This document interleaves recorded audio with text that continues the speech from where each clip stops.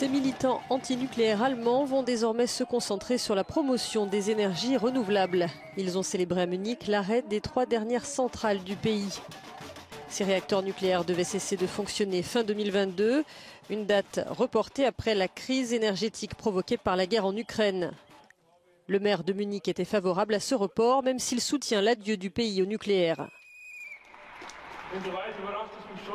Die Zukunft heißt auf jeden Fall nicht Atomkraft, sondern die Zukunft heißt erneuerbare Energien, renewable energies.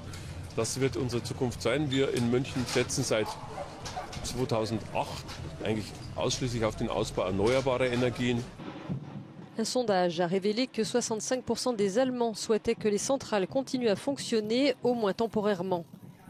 Les opposants à ces fermetures estiment que le nucléaire est une source d'énergie dont les émissions de gaz à effet de serre sont moindres.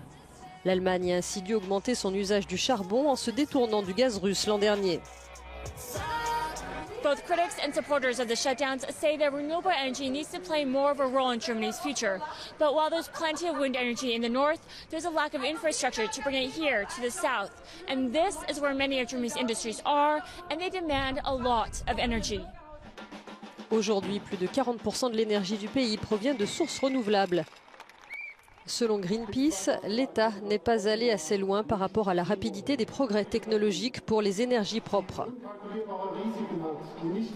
If there would have been more political will to develop and to really foster renewable energies, we could have been now much faster and much further than we are today.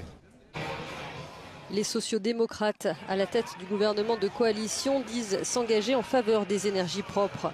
Mais le Parti démocrate libre, qui fait également partie de la coalition, s'est prononcé contre la fermeture des centrales.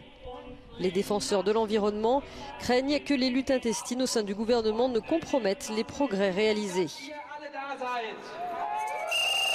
I think it's a problem for not only the young generation, but for all people, also the old people, but of course especially the young generation is faced with this problem and is going to be faced much more with it.